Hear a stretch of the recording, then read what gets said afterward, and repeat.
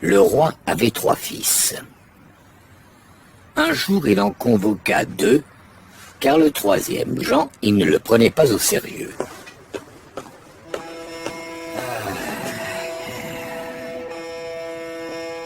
Il est curieux de constater que ceux qui s'appellent Jean sont rarement pris au sérieux, même si la plupart du temps, comme nous le verrons dans ce conte, ils finissent un jour par se faire respecter.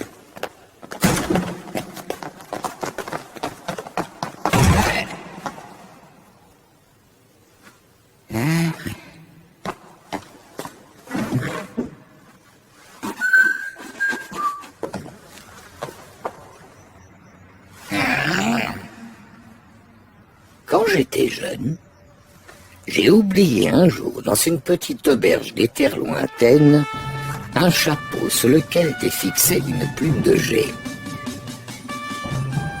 Ce jour-là, je n'ai pas pu revenir sur mes pas. Je devais me hâter. Je voulais aller voir ce qu'il y avait derrière la forêt. Ce qu'il y avait derrière la montagne qui se trouvait derrière la forêt. Ce qu'il y avait derrière la mer qui se trouvait derrière la montagne. Et ce qu'il y avait derrière le désert qui se trouvait derrière la mer.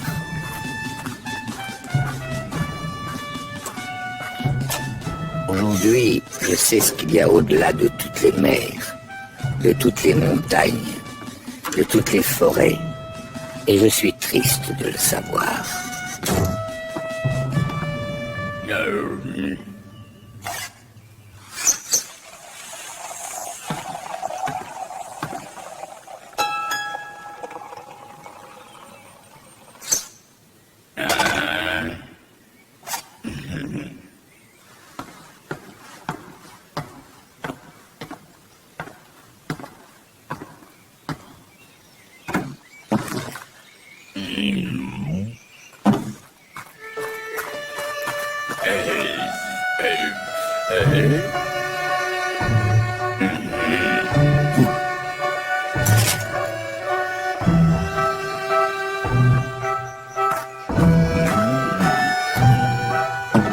Si j'avais à nouveau mon chapeau, avec sa plume de jet, peut-être alors que j'oublierais. Peut-être que je retrouverais ma curiosité. Je suis si triste sans mon petit chapeau. Je me sens si triste sans sa joyeuse plume de jet.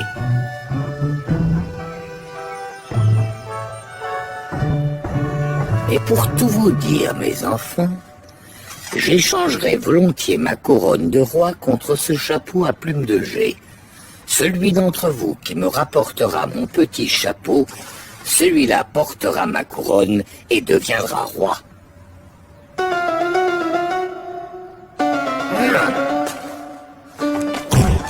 À partir de cet instant, tout alla très vite.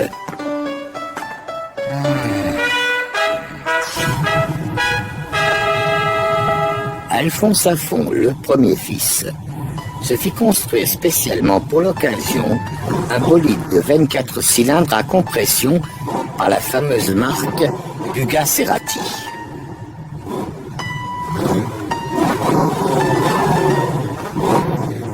Et il partit chercher le petit chapeau sur les chapeaux de roue.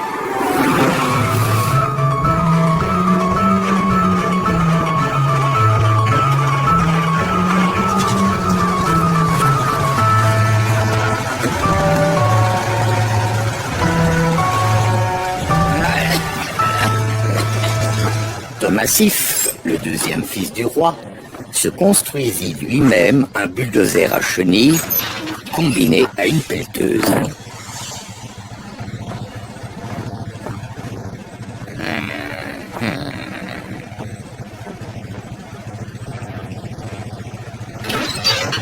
Il s'en alla à son tour lentement mais sûrement, en faisant un boucan de tous les diables.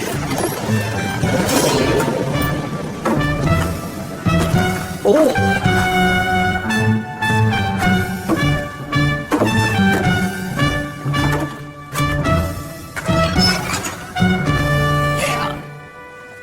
Les jours passaient, mais le roi restait sans nouvelles d'Alphonse Affon et de Thomas Sif.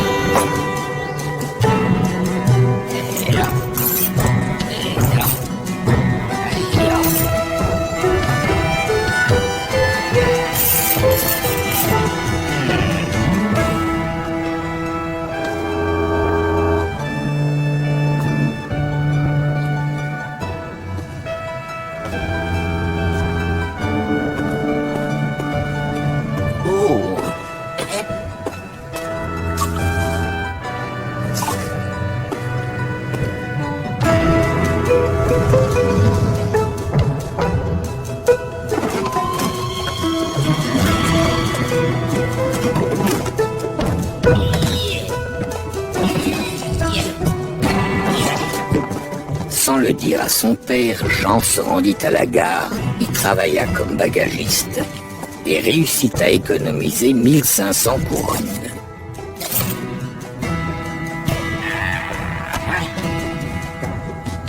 Ce fut alors qu'arrivèrent enfin des nouvelles des deux frères, et elles n'étaient pas bonnes.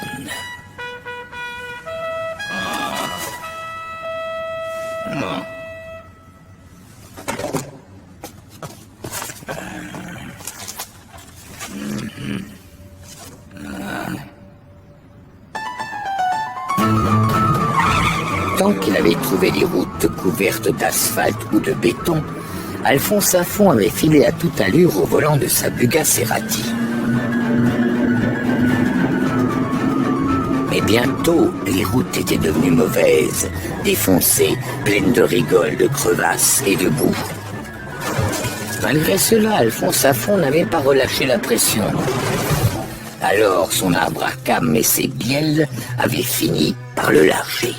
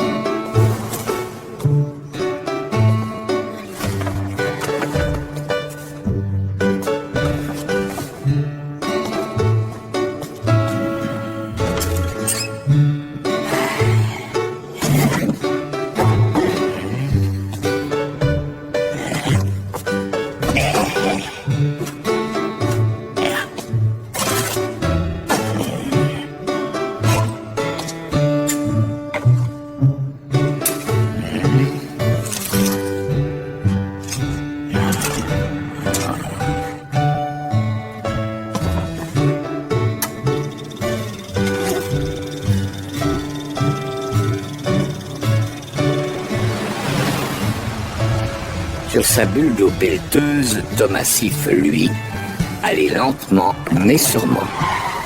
Il se riait des rigoles. Les cailloux ne le gênaient pas. Au contraire, il dégageait tout devant lui.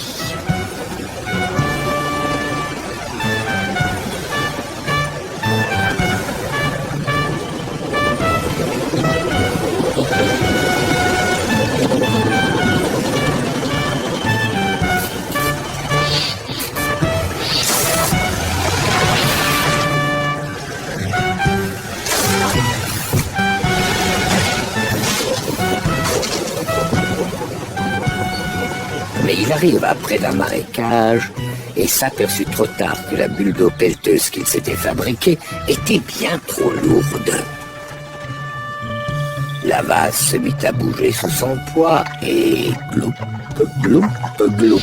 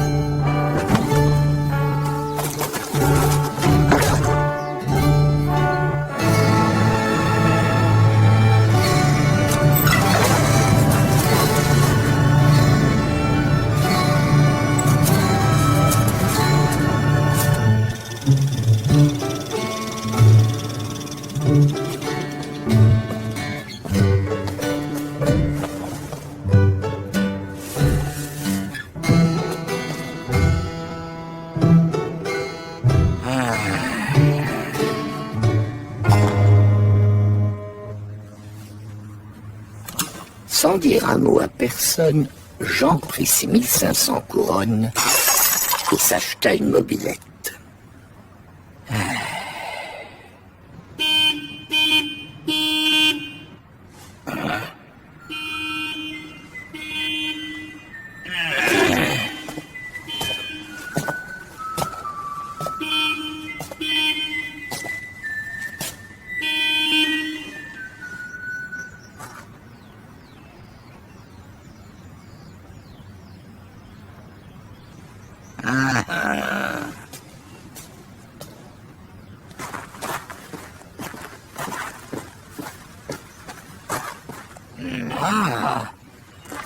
Il était prêt à aller chercher le chapeau de son père. Le vieux roi ne voulut pas le laisser partir.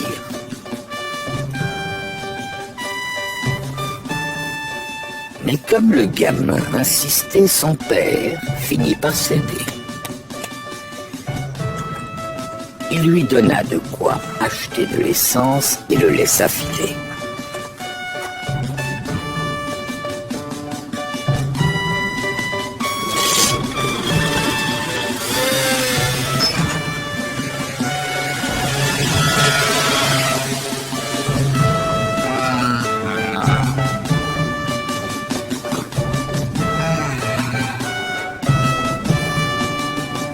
Et Jean fila.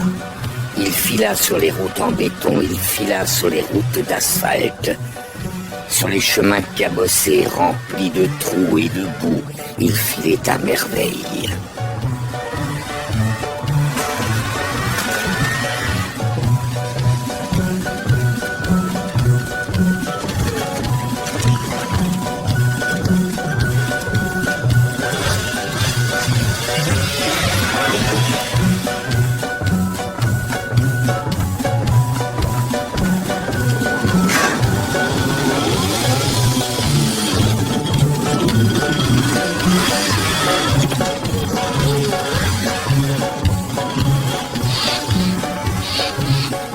Mettait les gaz et filait vers le petit chapeau et la jeunesse passait de son père.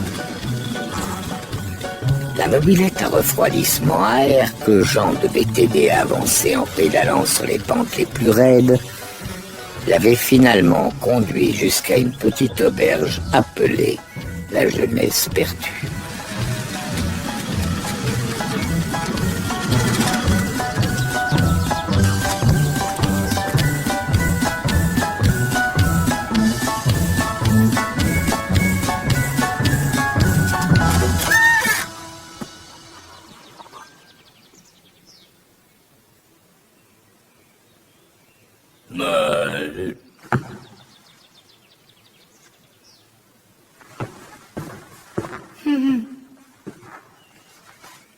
Et il était là, accroché au mur, le petit chapeau oublié avec sa plume de jet. Le patron se souvenait encore du roi, ou plutôt du jeune prince qu'il était alors. Oui, absolument. C'est bien son petit chapeau, celui-là même qu'il avait oublié. Mais si vous le lui rapportez, comment désormais appeler mon auberge ? Eh bien, vous n'aurez qu'à l'appeler la Jeunesse retrouvée. C'est un nom encore plus attrayant pour pareil lieu de détente. Vous ne trouvez pas ? Ah, ça je n'y aurais pas pensé. Et j'aurais pu porter ce chapeau tellement il me plaisait.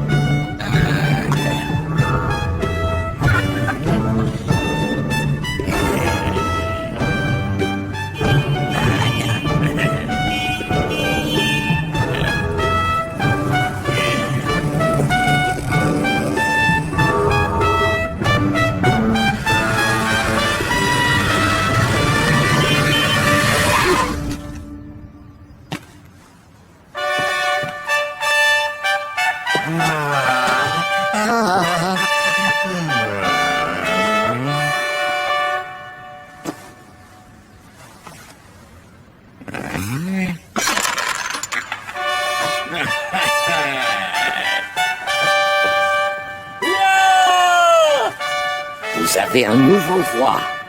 Et moi, j'ai une plume de jet accrochée à mon chapeau.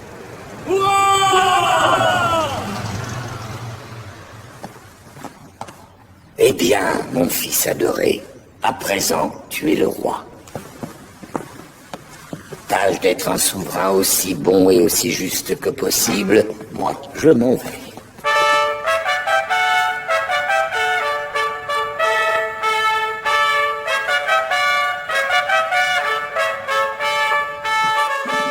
Et il s'en alla, lentement mais joyeusement, s'arrêtant de temps en temps pour parler aux gens, s'étonnant ici, donnant un conseil là, se retournant même parfois sur une jolie femme.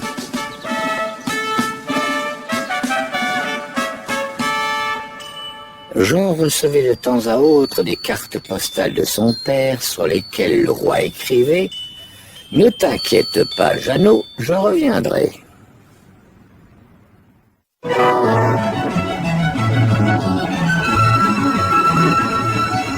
En attendant, Jean avait acheté une moto plus puissante, une 250, puis ce fut une 500.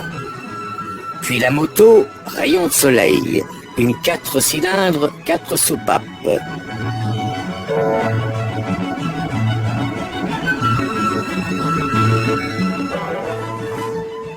Bien sûr, il gagna toutes les compétitions. Il remporta toutes les coupes. Fer, bronze, argent, or. Il gagna sur ligne droite, sur circuit en boucle, sur circuit ovale.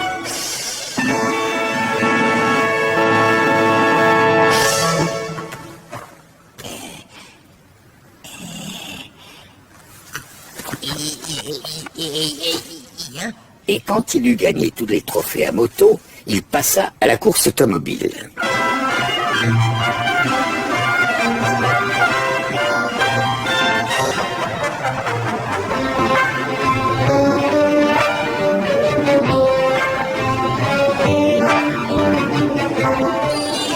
Il devint le champion du monde incontesté de toutes les courses, dans toutes les catégories.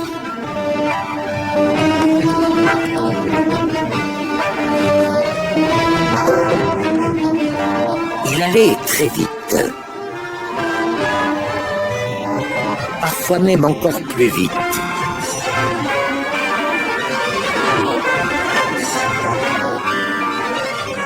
Mais partout le temps le rattrapait. Il vieillissait. Un jour, dans une course, il grimpa une côte appelée Ecce Homo. C'était un parcours difficile, la route était très raide, pleine de virages, et dès le départ, il avait pris la tête de la course.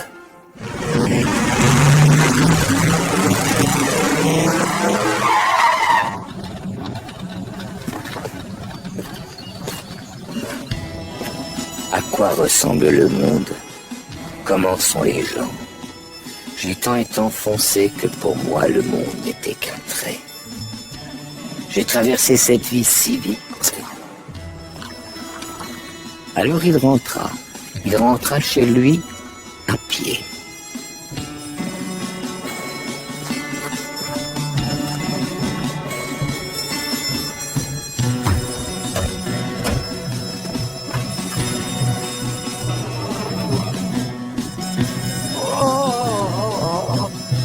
Dès que ces gens le saluèrent, il les questionna sur son père. Il vous a attendu, Majesté. Et puis un après-midi, il s'est endormi sous ce poirier et nous n'avons pas pu le réveiller. Nous avons écrit un télégramme, mais on n'a pas pu vous le transmettre. Il a laissé quelque chose pour vous. On l'a posé dans votre chambre, sur votre lit.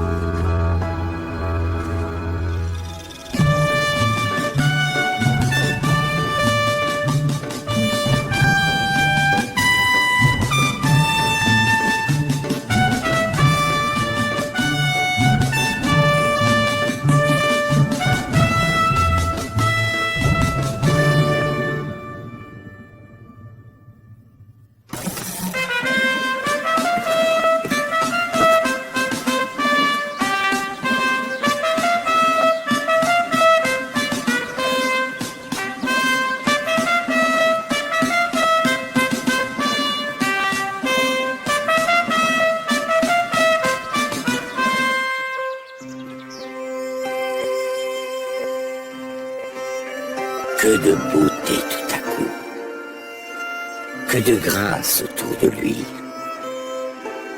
tant de beauté, de mystère, de perfection, tout avait un sens, tout avait un rythme, tant de fierté, de modestie.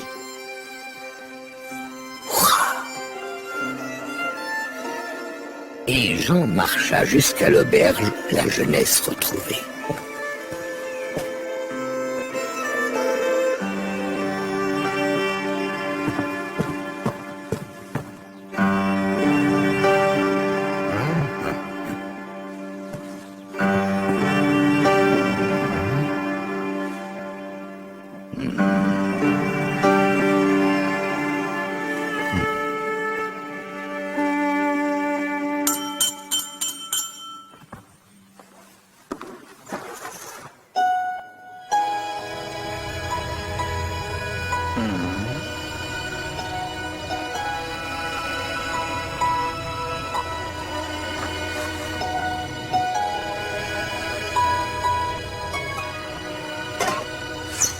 Là, il commanda une bière. Ce fut une jolie fille qui la tira et la lui servit.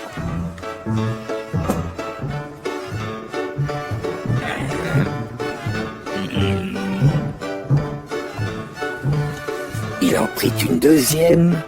Ce fut une très belle fille qui la tira et la lui servit.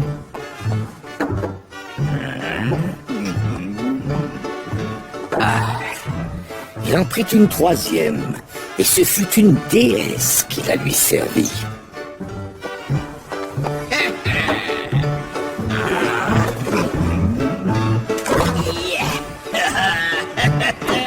Il voulut en prendre une quatrième, mais la raisonnable jeune fille l'en dissuada. Alors il l'épousa. Il la conduisit chez lui, ils eurent ensemble 3 fils, et ils demandèrent au chapelier de la cour de leur fabriquer 3 petits chapeaux avec des plumes de jais.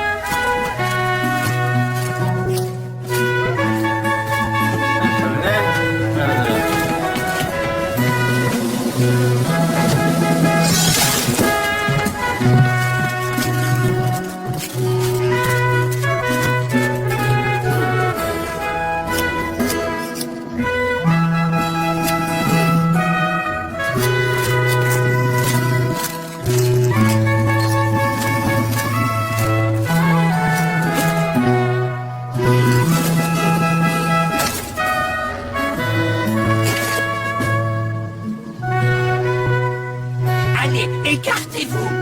Comment ça, c'est toi qui me gêne. T'as compris, tu me gênes là. Mais pourquoi ne reculez-vous pas? Je suis pressé. Allez, oh, keep cool, man. Dégagez! Vous ne voyez pas que vous me bloquez la route? Ah bah alors recule, man. Je dois traverser le ruisseau. Et en restant là, vous m'empêchez de passer de l'autre côté. Vous me bloquez. Eh ben recule, comme ça moi je traverse et toi, man, tu peux poursuivre ta route. C'est pourtant simple. Mais ce n'est pas à moi de reculer. Les gens ont plus besoin de moi que de vous. Et je suis pressé. Non, non, attends. Ça, mon cher, ça m'étonnerait. Ouais, tu peux pas être plus attendu que moi. Partout, on me demande. Ah oui, mais qui êtes-vous? Toi d'abord. Mais vite, sinon je te pousse à l'eau et là tu vas te noyer.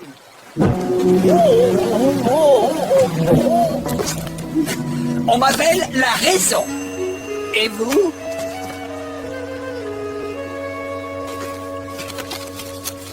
Oh! Moi on m'appelle la chance.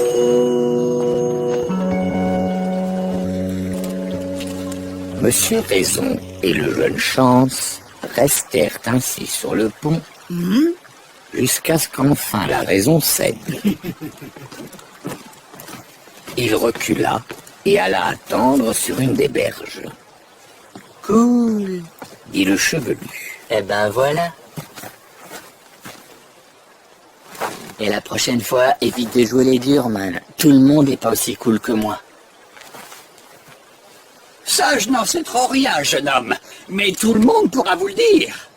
On ne saurait vivre sans raison, ou bien alors très mal.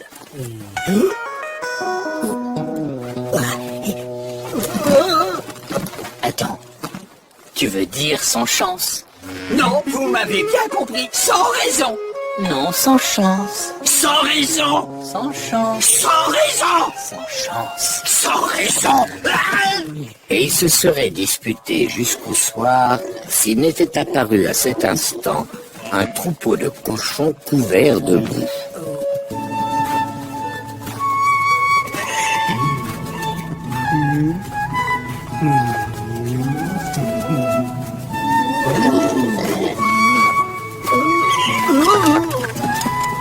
Derrière marchait le gardien du troupeau. C'était un assez beau garçon, mais qui portait des vêtements sales. Comme un cochon. Mais à quoi bon nous disputer comme ça, homme sage? Si tu penses vraiment que les gens ont autant besoin de toi que tu le prétends, essaye donc de faire quelque chose pour ce garçon. À quoi peut bien lui servir la raison, s'il garde des cochons? Très bien. Répondit le chauve. Je vais entrer dans l'esprit de ce garçon et vous verrez.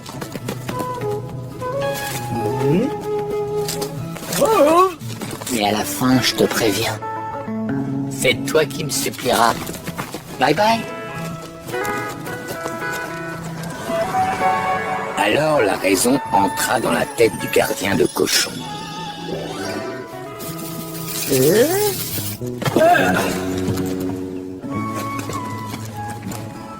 La chance, elle, suivait son bonhomme de chemin.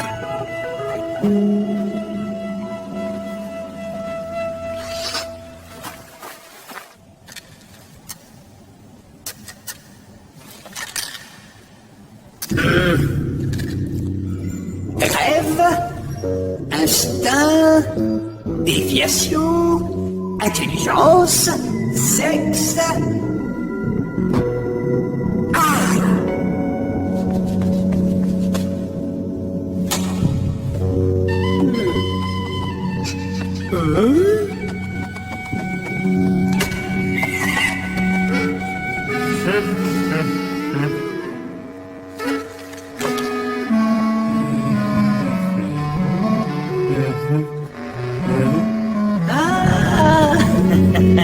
Raison.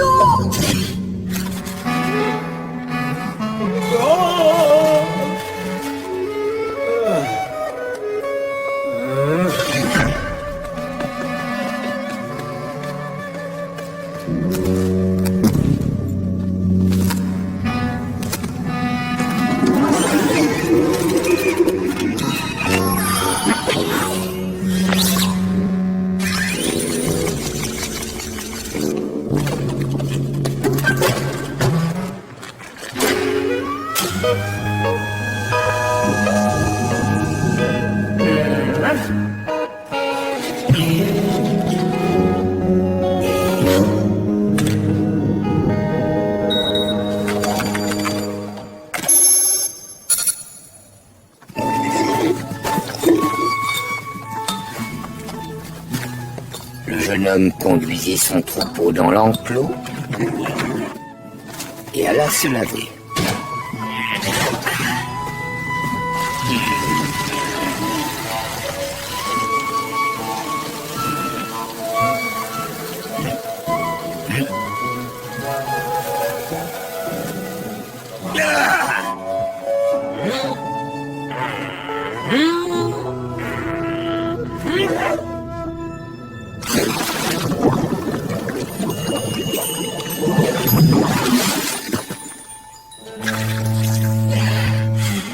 Qu'est-ce que t'as aujourd'hui?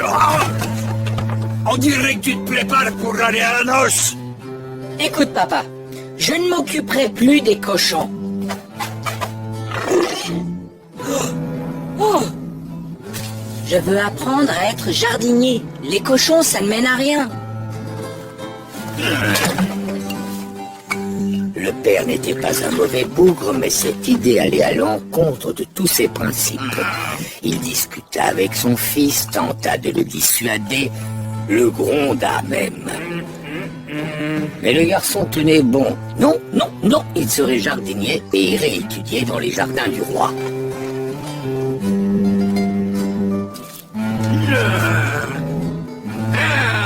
Alors le père se fâcha contre son fils et cria s'il préférait tout abandonner pour se mettre dans une situation incertaine, qu'il aille où bon lui semble. Et c'est précisément ce que fit le garçon.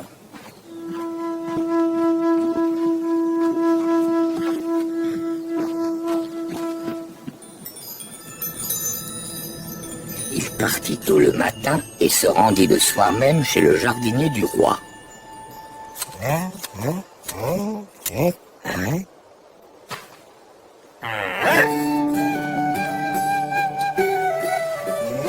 Celui-ci avait justement besoin d'aide car la veille de fortes pluies avait endommagé des plates-bandes et il y avait du travail.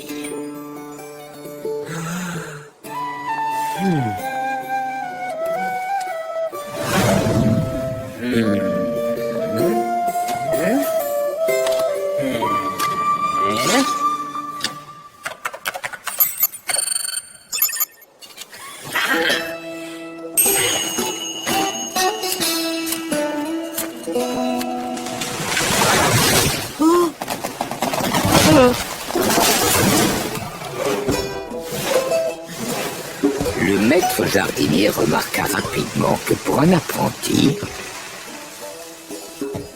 ce garçon montrait dans son comportement une grande maturité.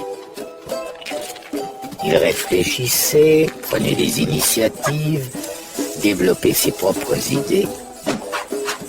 Le jeune homme alla même jusqu'à donner des conseils à son maître.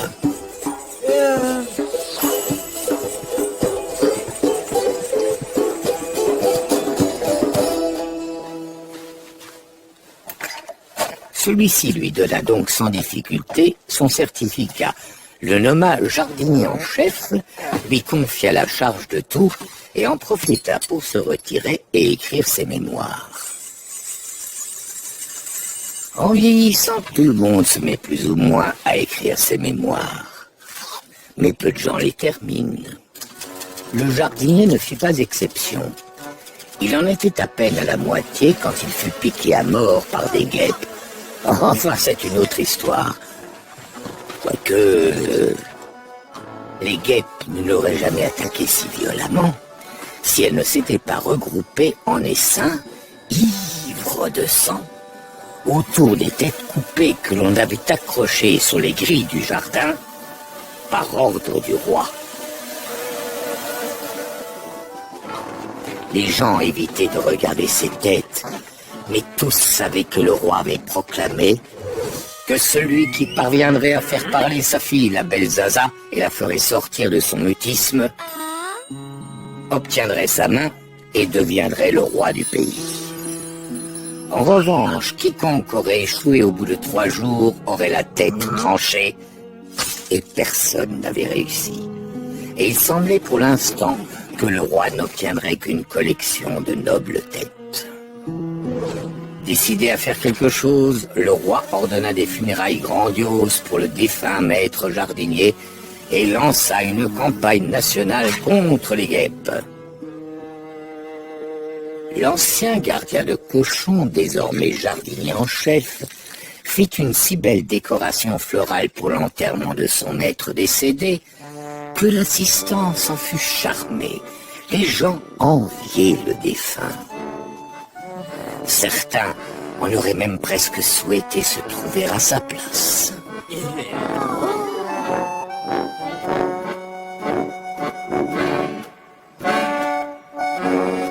Le roi lui-même fut véritablement subjugué.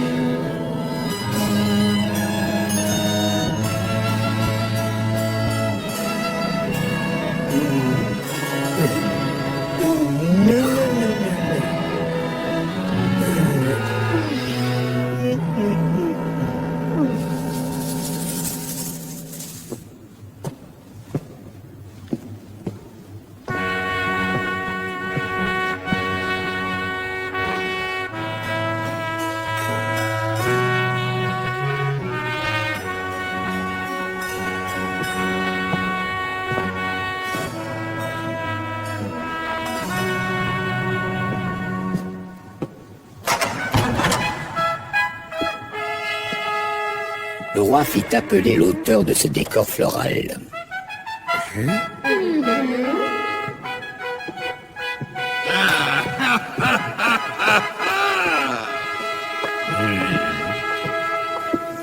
Il le félicita, augmenta son salaire, le nomma dans plusieurs commissions pour les réserves d'État et les parcs publics.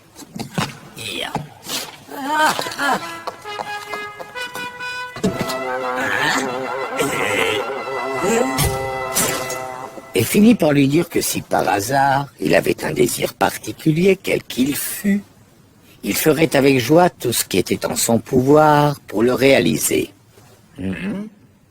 Eh bien, Majesté, avec votre permission, je souhaiterais pouvoir à mon tour essayer de guérir votre fille, la belle princesse Zaza.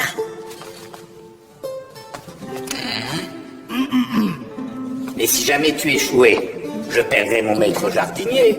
Et toi, tu perdrais la tête. Je suis sûr que ça n'arrivera pas, votre Majesté. Bien. Alors vas-y, essaie. Mais je t'aurais prévenu.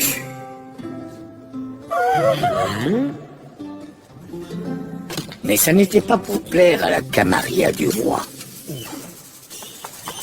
Camarilla est un mot d'origine espagnole qui désigne tous ces gens qui tournent autour des dirigeants, acquiescent à tout ce qu'ils disent, mais n'en pensent pas moins, et ainsi prennent dans l'ombre la direction des affaires et ménagent leurs propres intérêts.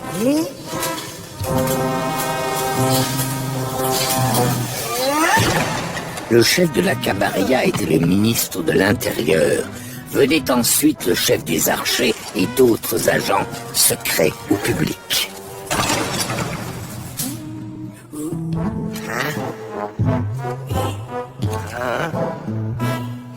Ces deux-là convinrent que le lendemain, quand le jeune homme rendrait visite à la princesse, il s'écouterait la conversation par le trou de la serrure.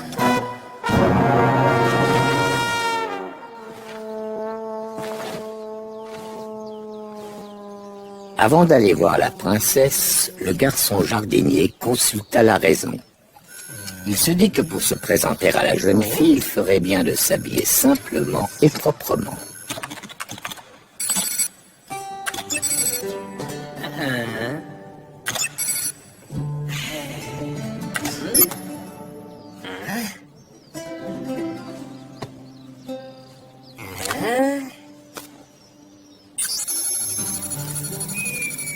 Et quand ce fut chose faite, il n'en réfléchit que mieux, plus vite et de façon encore plus raisonnable. Je ne dois pas lui parler. Une jeune femme qui ne dépérit pas et rayonne de beauté n'est pas muette à cause d'une maladie, c'est évident. Cette femme sait pourquoi elle se tait. Et il alla voir la princesse.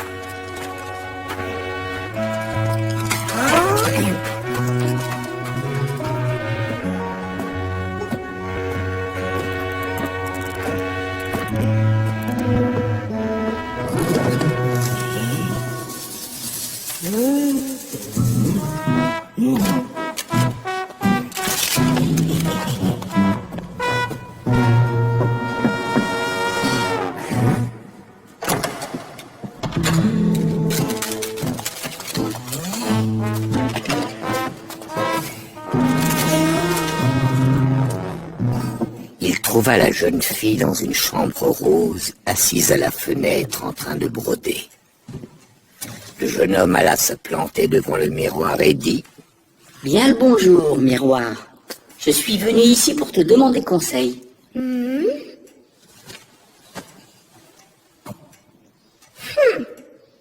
Alors voilà.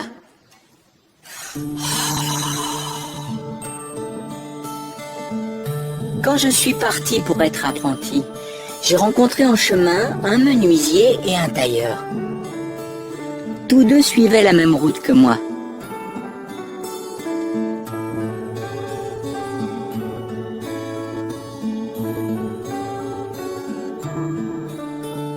Le soir, nous avons dressé notre camp dans la forêt. Là, le menuisier a sculpté une très belle jeune fille dans un tronc de tilleul. Puis le tailleur lui a cousu une robe splendide pour la vêtir.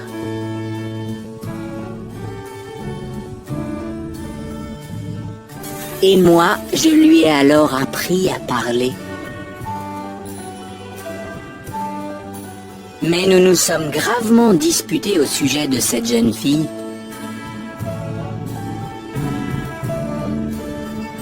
Le menuisier affirmait qu'elle était à lui puisqu'il l'avait créée.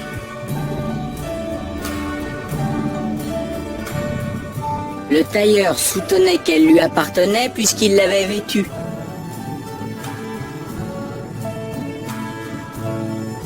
Et moi, je disais qu'elle était mienne, parce que je lui avais appris à parler. Alors dis-moi, miroir, qui de nous trois avait raison? C'est toi qui avais raison. Répondit le miroir. Enfin, en fait, c'était la princesse. Je te remercie, cher miroir. Arrête un peu de parler à ce miroir et viens discuter avec moi. Et ils se mirent à parler. D'abord des raisons pour lesquelles la princesse était muette depuis si longtemps. De tous côtés, on ne cesse de me harceler pour que je prenne la parole. Tout le monde voudrait que je parle. Du genre, dis quelque chose, voyons. Parle, je t'écoute. Pourquoi tu te tais comme ça? C'est pas difficile. Essaie un peu pour voir. Allez, essaie de dire un truc. Dis A, dis B, dis C, dis quelque chose. Allez, dis-moi quelque chose. Mais avec qui est-ce que je peux vraiment parler dans le fond, hein? Je peux bien dire ce que je veux, de toute façon, ça change rien. Mon père, le souverain, c'est un cœur en or, c'est vrai. Mais pour ce qui est de gouverner, et ce ministre de l'Intérieur...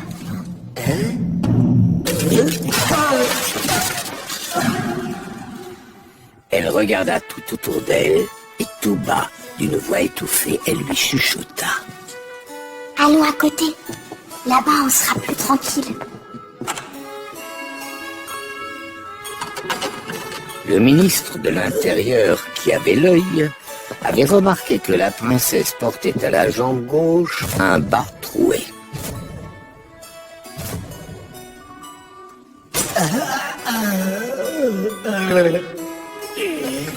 La princesse et le jeune homme allèrent donc dans la pièce voisine, qui était sans doute la chambre, et s'y enfermèrent.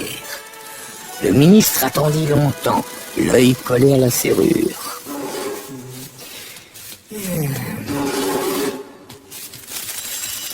Son œil était déjà rougi par les courants d'air quand il entendit à nouveau s'ouvrir la porte de la chambre.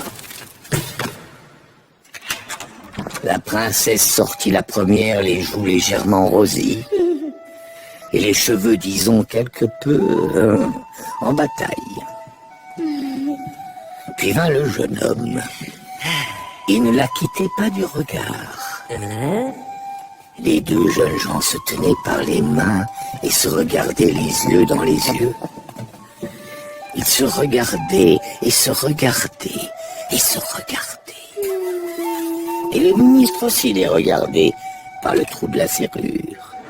Et il remarqua que le trou qui se trouvait auparavant sur la jambe gauche de la princesse était désormais situé sur son mollet droit. Tiens, mais pourquoi donc cette fille a-t-elle échangé ses bas? Se demanda-t-il en se creusant la tête. Car comme tous les ministres de l'Intérieur, il pensait d'abord à la politique et oubliait que la vie suit toujours son cours, quoi que l'on fasse.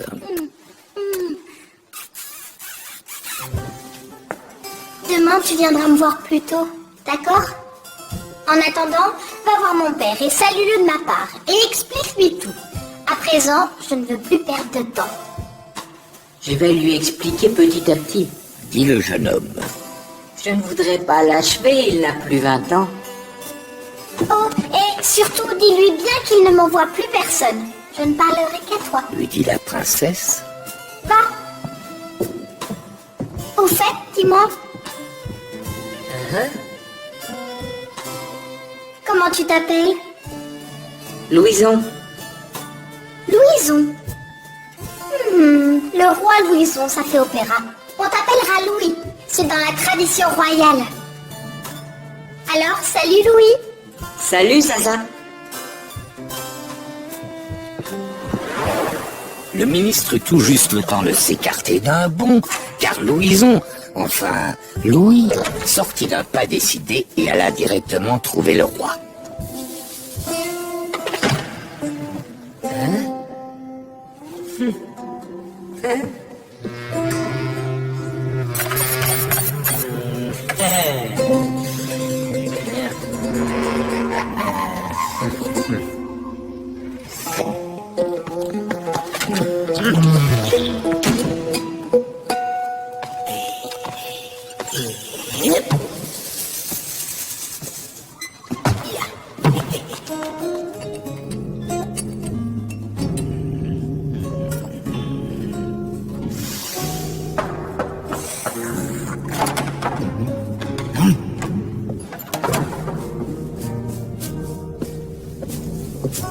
Louis fit au roi un rapport sur l'avancée des soins. Il n'entra pas dans les détails, bien sûr, ça n'aurait pas été convenable. Il raconta seulement qu'il avait longuement parlé avec la princesse. Aussitôt, le roi voulut courir voir sa fille. Mais vous ne pouvez pas faire ça, attendez. Lui dit alors le jeune Louis. La princesse ne parlera à personne d'autre qu'à moi-même. Jusqu'à ce qu'elle soit mienne. Quoi? Mais comment ça? Jusqu'à ce qu'elle soit tienne? Ben, jusqu'au mariage, quand je serai roi.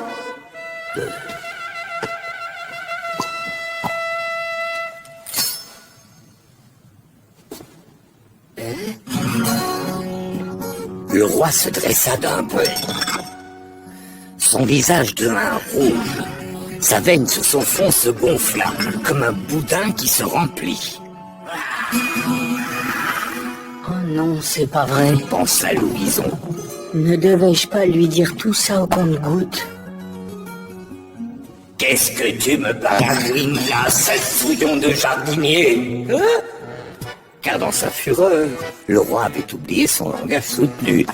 Salopio de piqueux! Misérable larbin! Infâme mendiant poisseux! Toi, te marier avec ma fille Zaza! Toi! Oh, je vais te couper la tête! Te faire juger sur le champ!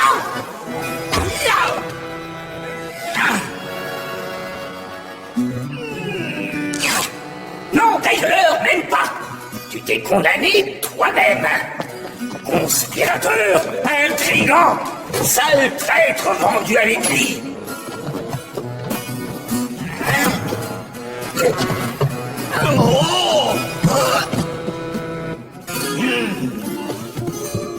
Venez à moi, le ministre de l'Intérieur, les archers! Les gendarmes, à moi la garde, à moi, à moi!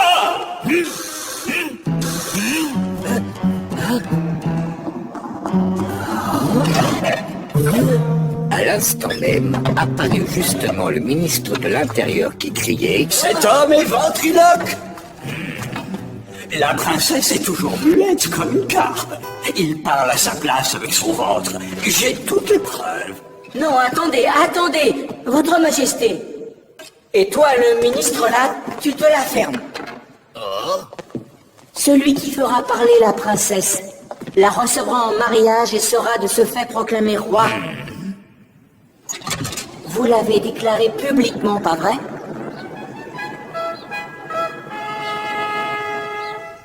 Ça n'a rien à voir.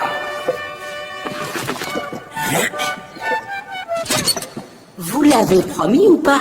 Je l'ai promis, mais... Et voilà. Alors vous devez tenir votre promesse.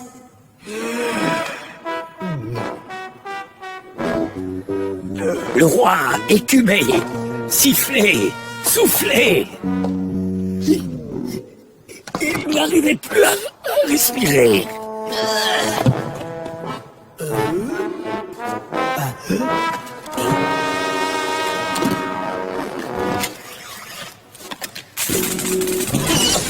Alors le ministre en profita pour prendre la parole. On te tient. Même si tu avais 1000 fois raison, ce qui n'est pas le cas. Même si tu avais, comme tu le prétends, appris à parler à la princesse, ce que tu n'as pas fait. Même si tu avais eu droit à quoi que ce soit à un moment donné, tu as eu l'audace de dire à ton roi ce qu'il devait faire. Ce qui est un crime passible de la peine de mort. Celui qui ne respecte pas sa parole étouffe l'espoir dans l'homme, et qui étouffe l'espoir étouffe aussi la vie. Votre promesse doit être tenue.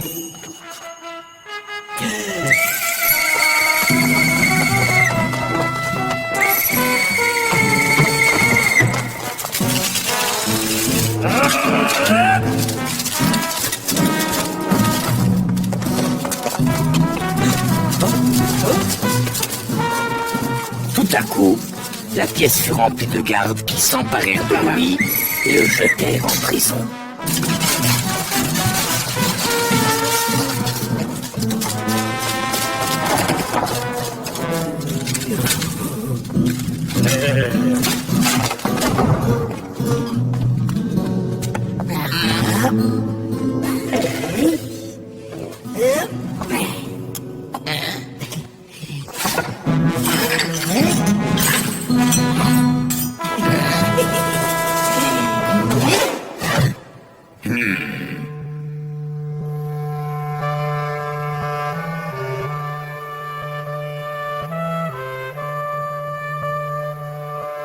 Torture de 6 heures à minuit. Silence ou torture.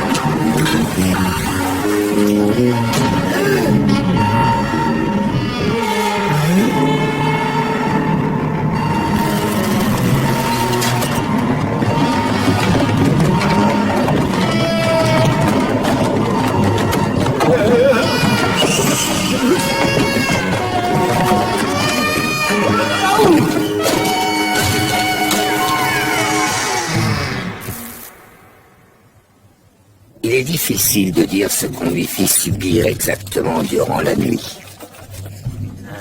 Ce que l'on sait, c'est qu'au matin, il accepta tout ce qu'on lui demandait et qu'il signa absolument tout ce qu'on lui présenta. Une longue liste de conspirations menée par le jardinier fut ainsi dévoilée. Il avait même dressé des guets pour qu'elles piquent sur son ordre, comme il l'avoua lui-même.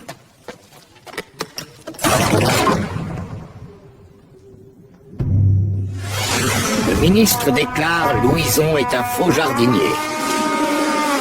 Louison avoue « J'ai même dressé les guêpes ».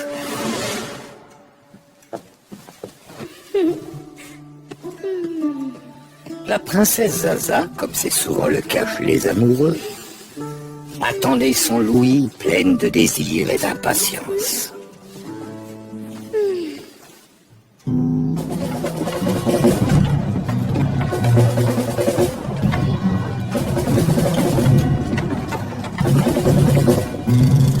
Le temps se traînait, minute après minute, mais nulle trace de Louis. Tout d'abord, la princesse se mit en colère. Les femmes aiment bien faire ça quand leur amoureux tarde.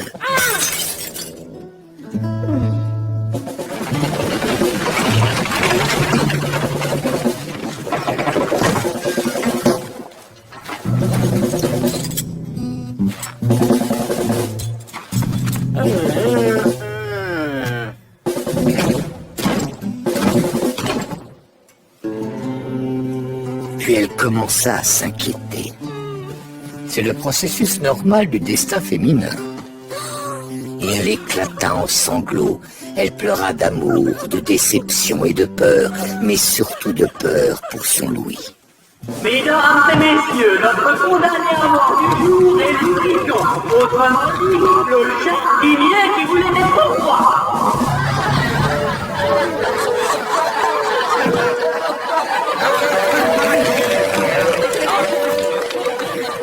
Exécutez la sentence. Déjà, on l'approche du billot.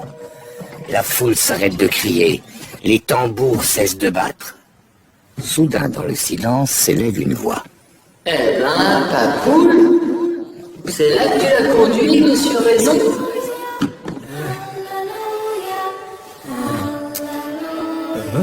Eh ben, je te félicite pas.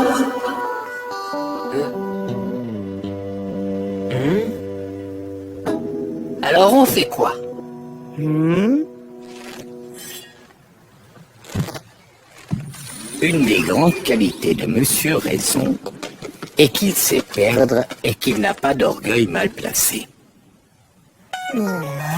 La chance entra alors en Louison, ou plutôt en Louis, et une fois dans sa tête, il demanda fermement à Monsieur Raison de lui céder la place parce qu'il avait du travail.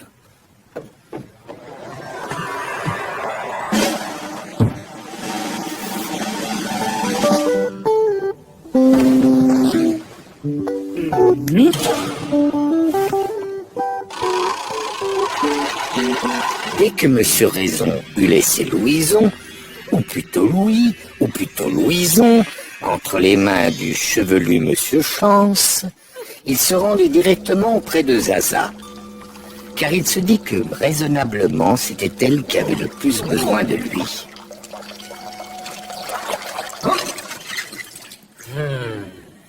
Elle cessa alors de pleurer et se mit à réfléchir. En pleurant, je n'arrangerai rien. Ça, c'est sûr.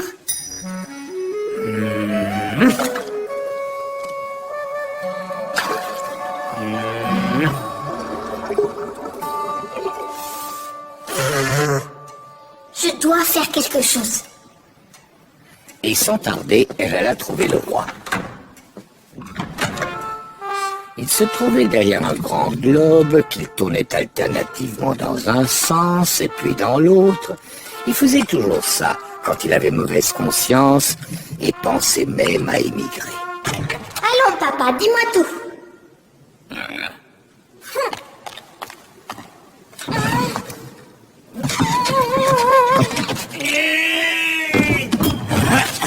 Alors le roi lui raconta tout. Il lui montra les aveux signés, invoqua l'intérêt supérieur du royaume, le pouvoir de la justice suprême, etc. Tout ça, c'est des foutaises, papa. Le bourreau souleva sa hache avec force. Mais la chance eut le temps de le voir, et hop, le manche se fendit. La lame se déboîta et s'envola dans les airs en traçant un arc de cercle. Elle atteignit les hauteurs, tournoya et commença à redescendre. Par le plus grand des hasards, le ministre de l'Intérieur n'eut pas le temps de s'écarter. Mais nous pouvons vous affirmer qu'il ne souffrit pas. Il n'eut même pas le temps de remarquer qui l'avait fendu en deux. Mais le bourreau ne perdit pas son sang-froid. Il tira une épée du fourreau du chef des archers, écarta les jambes,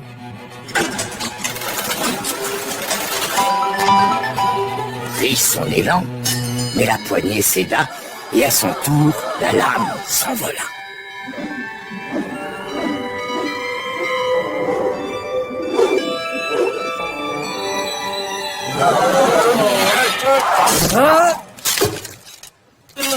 Alors, l'échafaud s'écroula, entraînant le bigot, le bourreau et ses assistants, ainsi que Louis Louison. Au cœur de la mêlée, un jeune homme chevelu surgit de nulle part, et hop, tous deux sautèrent sur le char du bourreau, et la poursuite s'engagea.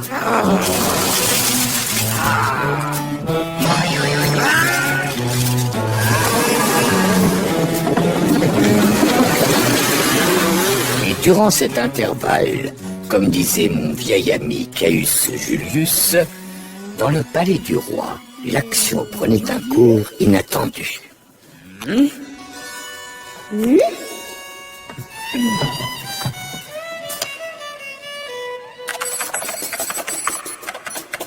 Une application à signer sur le champ.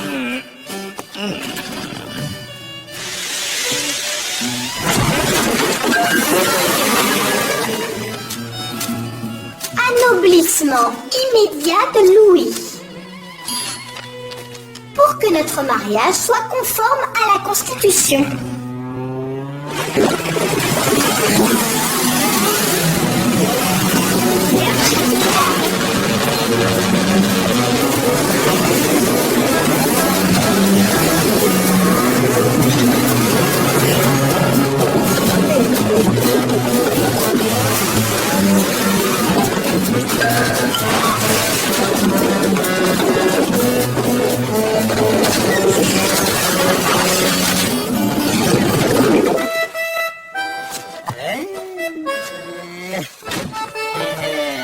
Il ne reste plus à présent que le siège du cocher, qui tient à peine sur l'axe interne de la charrette.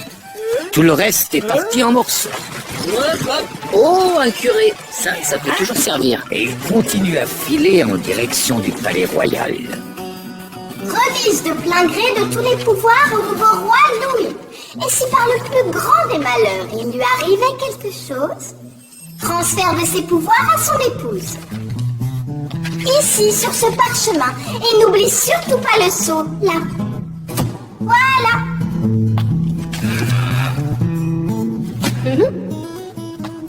Et si jamais il te prenait de faire des remarques, alors je parlerai au peuple. Je parlerai, tu m'entends? Les gens m'entendront et ils entendront de ma bouche que si je parle à nouveau, c'est parce que Louis m'a guéri. Et je leur dirai que toi, tu as refusé de tenir ta parole. Et alors, qu'est-ce que tu feras?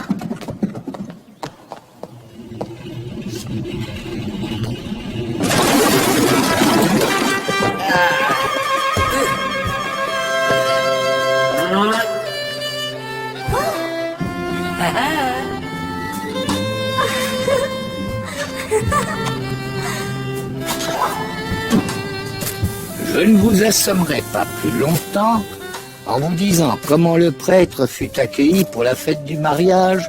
Vous avez déjà dû comprendre que c'était un happy end.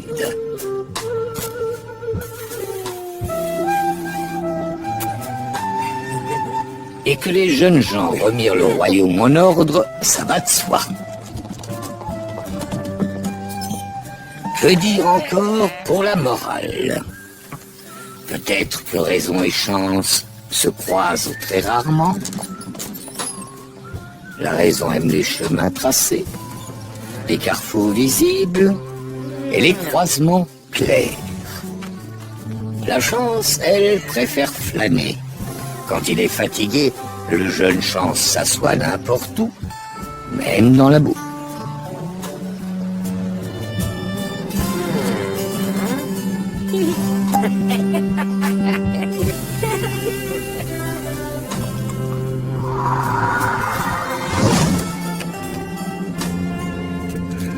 Mais malchance et déraison sont d'inséparables compagnons.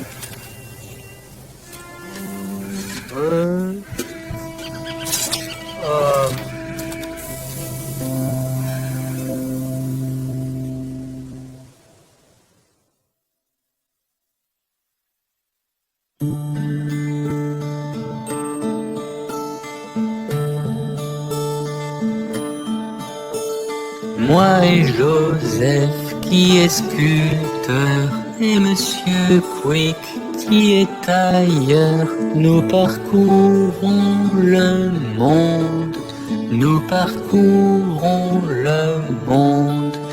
Partout des hommes, mais pas de filles. Dans les forêts, sous les ramilles, nous ne rêvons que d'elle. Nous ne rêvons que d'elle. Est apparue une vierge blanche, elle est taillée dans une branche de tilleul, une branche de tilleul, surgit au beau milieu du jour, vêtue de soie et de velours, découpée comme il faut, découpée comme il faut.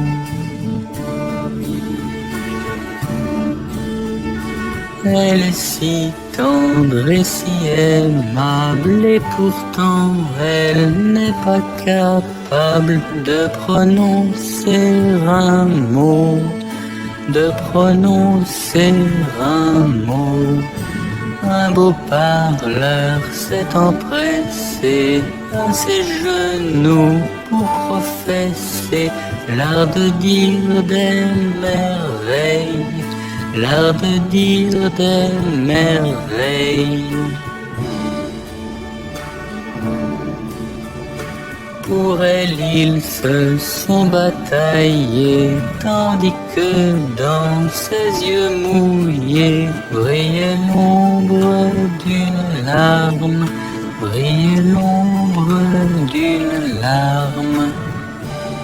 Qui me dira qui l'a gagné, du tailleur ou du menuisier, ou bien son beau parleur, ou bien son beau parleur, ou bien son beau parleur.